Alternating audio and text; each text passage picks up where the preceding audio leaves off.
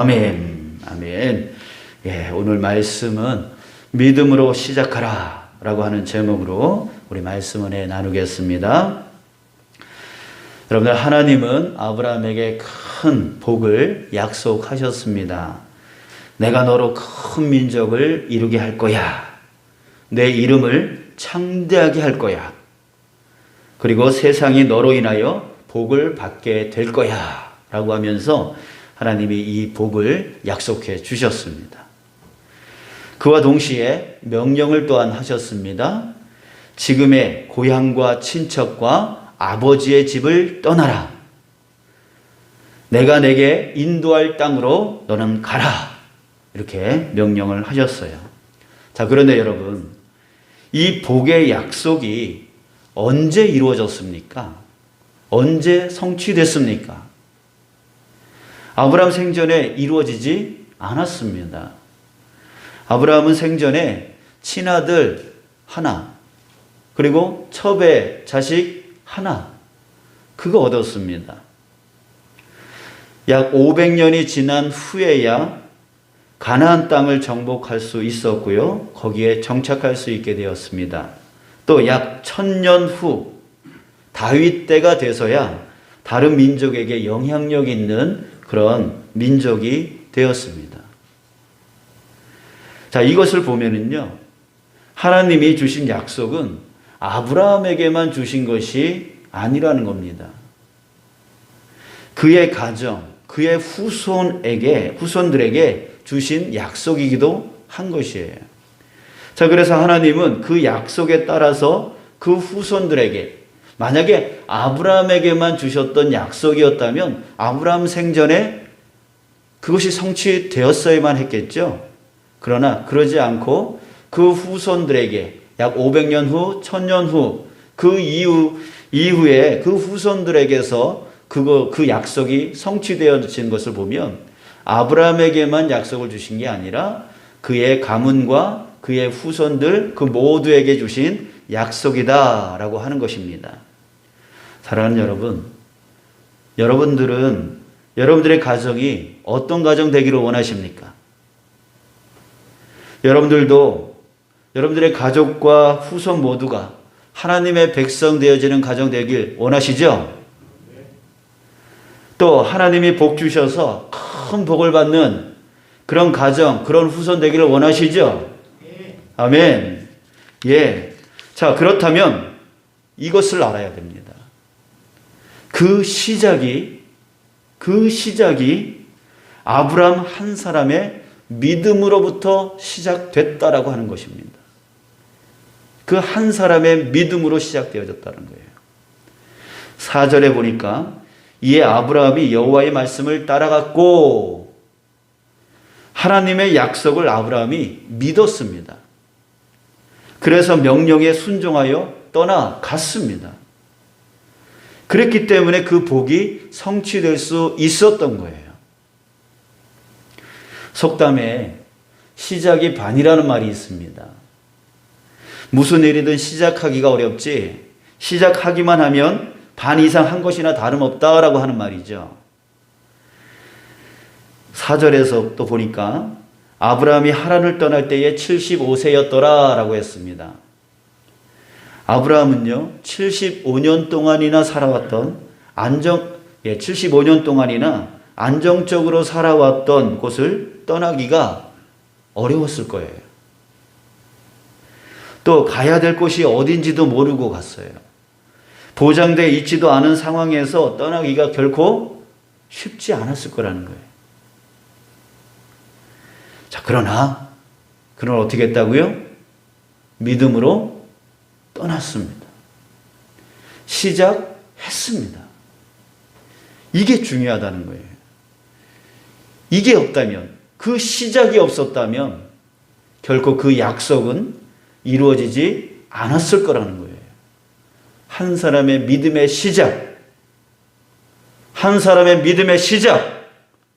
이것이 있었기 때문에 그 가정과 후손이 하나님의 백성이 되고 큰 민족을 이룰 수 있게 되었다는 거예요. 사랑하는 여러분, 여러분의 가정이 다 구원받아서 하나님의 백성 되기를 원하신다면, 그리고 하나님이 주시는 큰 복을 받는 그 가정과 후손 되기를 바라신다면 시작 이것이 필요한 거예요. 지금까지 살아왔던 삶의 방식에서의 그 떠남의 시작, 또한 주님이 말씀하시는 방식으로 쫓아감의 시작, 이것이 필요한 거예요. 저는 이번 가정의 달을 맞이해서 하나님께 이런 기도를 했습니다. 하나님, 제가 가정을 위해서 무엇으로부터 떠나야 하고 또 무엇을 해야 합니까? 라고 하는 기도 제목을 갖고 기도를 했어요. 자, 그때에 하나님께서 마음에 주신 생각이 있었는데요. 밤늦게까지 사무실에 있지 말라라고 하는 생각을 주셨어요. 밤늦게까지 사무실에 있지 말라. 그동안 저녁 식사 이후의 시간은 저에게 개인적으로 쉴 수 있는 시간이었고, 또 설교라든지 책을 읽을 수 있는, 그것에 집중할 수 있는 시간이었습니다. 자, 저는 그동안 그 시간이 저에게 큰 도움을 줬던 시간이라고 생각해 왔습니다. 자, 그런데 생각해 보니까 그 시간 때문에 가족과 함께하는 시간이 없었더라고요. 또 늦은 취침으로 인해서 깊은 잠을 못 자고 또 아침 시간이 늘 피곤해 있었던 것입니다. 그래서 주님께서 주신 그 마음에 따라서, 그 생각에 따라서 그 습관에서 떠나기로 마음을 먹었습니다. 그래서 요즘 되도록이면 낮에 준비할 것들은 다 준비하고, 또 저녁 시간에는 새벽 기도를 위한 묵상만 잠시 하고, 그리고 일찍 올라가려고 노력하고 있습니다. 매일매일 성공하는 것은 아닙니다. 어떤 일을 하다 보니까 또 늦어질 때가 있죠. 근데 일찍 올라갈 때면 아내가 웬일이냐고 농담을 합니다. 그런데요, 그 말투가 왠지 싫어하는 말투가 아닌 거예요. 그러니까 그 마음이 느껴지니까 제 마음도 좋아지더라고요. 그래서 계속 그렇게 하도록 노력해야겠구나. 내가 지금 잘하고 있구나. 하나님이 나를 인도하고 있구나. 이런 생각이 들었습니다. 사랑하는 여러분, 하나님께서 여러분들의 가정에 큰 복을 약속하고 계심을 믿습니다. 영적으로는 구원과 영생의 복을, 육적으로는 행복의 복, 평안과 안전의 복, 건강의 복, 물질의 복, 자녀들의 복, 이것을 주님께서 여러분들의 가정에 약속하고 계심을 믿습니다. 자, 그렇다면 여러분, 어떻게 해야 되는 것이라고요? 어떻게 해야 그 약속을 성취할 수 있는 것이라고요? 우리 두 가지, 다시 한번 정리해 봅니다. 두 가지입니다. 첫 번째는 지금 현재 그 복의 약속들을 이루지 못하도록, 성취하지 못하도록 방해하는 것들에 대해서 떠나야 되는 거예요. 떠나야 되는 거예요. 갈라디아서 5장 19절에서 21절은 우리 가정뿐만 아니라 우리 전 삶을 망가뜨리는 것들에 대해서 말해주고 있습니다. 육체의 일은 분명하니, 우리의 삶을 망치고 우리의 가정을 망치는 그 육체의 일은 분명하게 이것이다 라고 말해주고 있는데요. 곧 음행과 더러운 것과 호색과, 이 세 가지의 공통점은 바로 성적인 부분입니다. 또 우상 숭배와 주술과, 이 두 가지는 하나님이 아닌 다른 신에 대해서 의지하는 것들을 말해주고 있습니다. 원수 맺는 것과 분쟁과 시기와 분냄과 당짓는 것과 분열함과 이단과, 이것은 싸움, 다툼을 일으키는 것들을 말합니다. 투기와 술 취함과 방탕함과 또 그와 같은 것들이라. 이것들은 바로 즐거움을 넘어 쾌락을 쫓아가는 것들을 말합니다. 전에 너에게 경계한 것 같이 경계하노니 이런 일을 하는 자들은 하나님의 나라를 유업으로 받지 못할 것이요. 자, 여러분, 이런 것들로부터 떠나지 않으면 하나님의 나라를 유업으로 받지 못한다라고 말하고 있습니다. 하나님이 주시는 그 영적인 복, 하나님이 주시는 그 육적인 복, 그것을 받지 못할 것이다 라고 말하고 있는 거예요. 여러분들, 우리가 이 말씀대로 이것들에서 이 육체의 것으로부터 우리는 떠나가야 돼요. 나를 위해서도 떠나가야 되는 거고, 또 누구를 위해서요? 내 가정을 위해서 성적인 것, 또 하나님 외에 다른 신을 섬기는 것, 그리고 싸움과 다툼을 일으키는 것, 그리고 나의 쾌락을 쫓아가는 것, 이것들에 대해서 떠나가야 되는 거예요. 자, 두 번째, 하나님의 약속을 성취하는 방법으로 두 번째는요, 반드시 주님께서 인도하시는 뜻을 따라 쫓아가야 된다는 거예요. 이 말은 반대로 내 생각, 내가 생각해낸 길과 내가 생각한 방법대로 나가면 안 된다는 얘기예요. 하나님이 인도하시는 그 뜻을 쫓아가야 된다는 거예요. 왜 그럴까요? 내가 생각해낸 길, 이렇게 하는 게 좋을 거야, 이렇게 하는 게 행복하게 만들 거야 라고 하는 내가 만들어 놓은 그 길과 그 방법은요, 즉 누구를 위한 거예요? 자기 자신을 위한 거예요. 예, 우리 자신은요, 다음 주에 나누겠지만 아브라함이 그 이집트에 내려가서 했던 그 짓이 무슨 짓이었는가 다음 주에 나누겠지만 그게 바로 자기 자신을 위한 그 일이 되어지는 거예요. 그 방법, 그 길, 자기가 생각해낸 그 길을 쫓아가면 결국 자기 자신을 위한 그 길이 되어지는 거지 가족을 위한 그 길이 되어지는 것이 아니에요. 그래서 우리는요, 반드시 주님께서 인도하시는 그 길을 쫓아 나가야 된다는 거예요. 다시 한번 여러분들에게 하나님께서 우리에게 주신 그 말씀, 골로새서 3장, 그 말씀을 다시 한번 우리가 새겼으면 좋겠어요. 18절로부터 21절 말씀을 보면, 아내들아 남편에게 복종하라. 여러분 그렇게 하고 계시나요? 남편들아 아내를 사랑하며 괴롭게 하지 말라. 우리 남편분들 그렇게 하고 계시나요? 자녀들아 모든 일에 부모에게 순종하라. 우리 자녀분들 그렇게 하고 계시나요?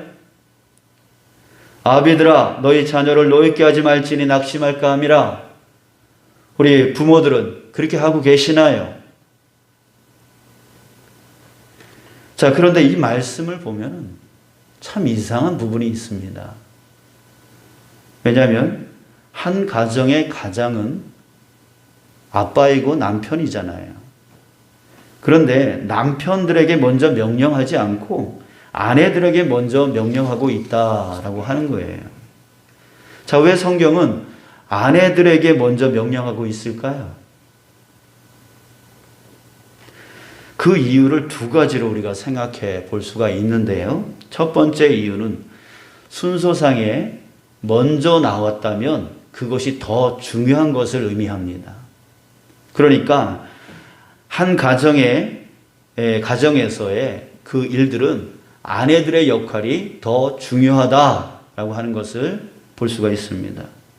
자, 두 번째 이유로는 디모데전서 2장 13, 14절을 보면은요, 사도 바울이 여자들이 일체 순종해야 되는 이유에 대해서 말하고 있는데 우리 거기서 찾아볼 수가 있어요. 뭐라고 했냐면, 이는 아담이 먼저 지음을 받고 하와가 그 후며 아담이 속은 것이 아니고 여자가 속아 죄에 빠졌습니다. 자, 이 말을 잘 들어보면 여성을 비하하는 말처럼 들릴 수 있습니다. 그렇게 오해를 많이 받아왔습니다. 자, 하지만 사실 그렇지 않아요. 아담이 먼저 지음을 받고 하와가 그 후라라고 하는 그 뜻은 무엇입니까? 이 말은 아담이 먼저 지음 받았으니까 먼저 더 중요하고 하와가 나중에 지음 받았으니까 그만큼 중요하지 않다라고 하는 얘기가 아니라 여러분들 반대입니다. 남자보다 여자가 똑똑하다는 얘기예요.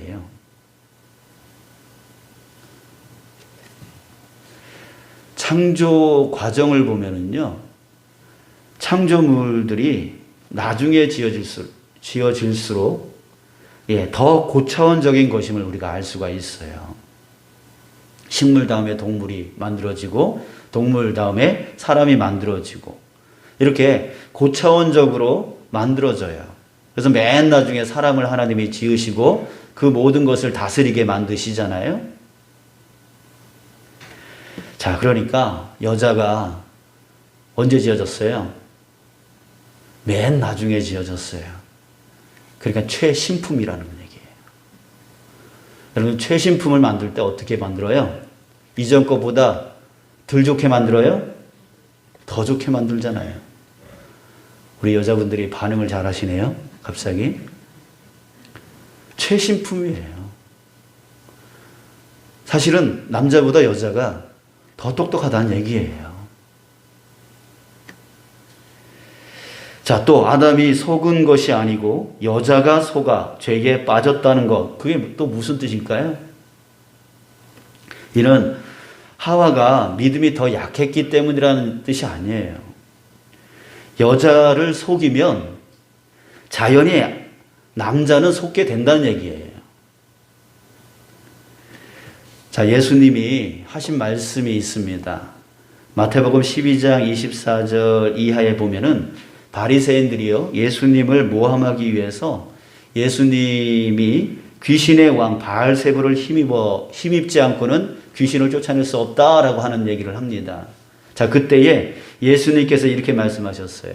사람이 먼저 강한 자를 결박하지 않고서야 어떻게 강한 자의 집에 들어가 그 세간을 강탈하겠느냐, 이런 말씀을 하셨어요. 이게 무슨 뜻이에요? 그 중에 제일 강한 자를 먼저 잡으면 그 나머지 것들은 그냥 잡힌다는 얘기예요. 여러분들, 왜 사탄이 아담이 아닌 하와를 유혹했을까요? 약한 하와를 유혹했다면 또 아담을 유혹했어야 될 거예요. 근데 사탄은 아담을 유혹하지 않았어요. 왜요? 그냥 넘어왔어요. 아담이 곁에 있었음에도 불구하고 하와가 유혹에 넘어갈 때 아무 소리 못하고 있었어요. 하와가 선악과를 주니까 그대로 그냥 받아 먹었어요. 그냥. 하와가 넘어가니까 아담은 그냥 넘어가 버렸어요.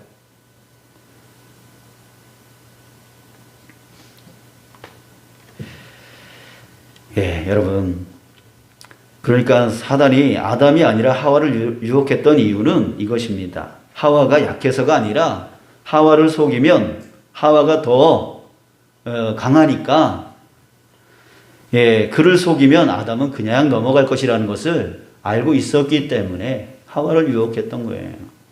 자, 그렇기 때문에 바울은 지금 아내들에게 먼저 명령하고 있는 거예요. 더 중요하니까. 더 똑똑하니까. 더 최신품이니까. 자, 그래서 오늘 특별히 아내들에게 명령하신 말씀, 이 한 부분을 우리가 좀 더 깊이 봤으면 좋겠는데요. 우리 가정 안에서 여성들의 그 위치가 너무 중요하기 때문에. 자, 다시 18절, 그 골로새서 3장 18절을 보면은요. 아내들아, 남편에게 복종하라. 이는 주 안에서 마땅하니라. 자, 여기서 복종하래요. 이 복종이라고 하는 이 단어를 좀 보면은요, 헬라어 원어로 보면 휘포타소라고 합니다. 자, 이 뜻이 뭐냐면 아래에서 처리한다. 아래에서 처리한다라고 하는 뜻이에요. 자, 그런데 아래에서 처리한다, 이게 무슨 뜻일까요? 자, 여러분들 이해하다라고 하는 영어 아시죠? 뭐예요? understand. 자, 이 말은 두 단어의 합성어입니다. under, 아래에서, stand, 서다. 아래에 서 있는 것을 바로 이해하다라고 하는 거예요. 여러분, 아래에 서 있을 때에 이해가 되는 거라는 얘기예요. 자, 그랬을 때 아래에서 처리한다. 이 말 또한 역시 마찬가지예요. 아래에 있을 때 이해할 수 있기 때문에 복종이라고 하는 것은 아래에서 상대방, 남편을 이해하는 것이에요. 아래에 있어서 이해할 수 있게 되어지는 것이죠. 그리고 나서 뭐해요? 그 이해한 것을 잘 처리해 나가는 것. 이것이 바로 복종이란 뜻이라는 거예요. 다시 말해서 남편에게 복종하라는 말은요, 굴욕당하라는 얘기가 아니에요. 무조건 복종하라는 얘기가 아니에요. 남편을 잘 이해하고 나서 그에 맞는, 그에 합당하게 잘 처리해 나가는 것, 그것이 바로 복종이고 그렇게 하라는 얘기죠. 대부분의 아내들은 남편을요, 큰 아들처럼 여깁니다. 그죠? 우리 집에 아들이 몇이에요? 그러면 남편까지 합쳐서 아들 숫자 세죠. 자, 왜입니까? 그만큼 남편들 하는 짓이 마음에 안 드는 거죠. 예, 합당해 보이지 않는 겁니다. 애들 하는 것처럼 철없어 보이는 겁니다. 자, 그러니 이해하기보다는요, 어떻게 합니까? 이래라 저래라 하면서 잔소리 발사 일보 직전이에요. 매일매일 장전하고 있는 거예요. 그러면서 잔소리하면서 자꾸 조종하려고 해요. 그때 남편은 죽습니다. 여기서 죽는다는 것은요, 그 남편의 자존감, 자신감, 그리고 그 능력이 죽는다는 얘기예요. 하나님은 일의 능력을 남편에게 주셨다는 것을 여러분들 아셔야 됩니다. 우리 창세기 3장 17절에 아담에게 하나님께서 너는 내 평생에 수고하여야 그 소산을 먹으리라. 이거 남자에게 주신 말씀이에요. 내 평생에 수고하여야 하는 그 일을 담당하는 자가 바로 남자요, 한 가정의 남편이란 얘기예요. 하나님이 남편에게 준 달란트가 많습니다. 일을 추진하고 이루어 나가는데 엄청난 책임감과 능력을 하나님이 그 남편에게 주신 거예요. 자, 그래서 남편들은요, 그 회사에서 정말 힘들어서 사표 쓰고 싶어도 참습니다. 왜 참습니까? 처자식 때문에 참는 거예요. 당장 때려치고 싶어도 처자식에 대한 책임감과 그 가정에 대한 책임감 때문에 그렇게 하지를 못하는 거예요. 아내가 마음 아파할까봐 자기 힘든 거 혼자 끙끙 앓면서 말하지 않습니다. 남자는. 그래서 남성 우울증이 여성 우울증보다 더 무섭다는 얘기가 바로 거기에 있습니다.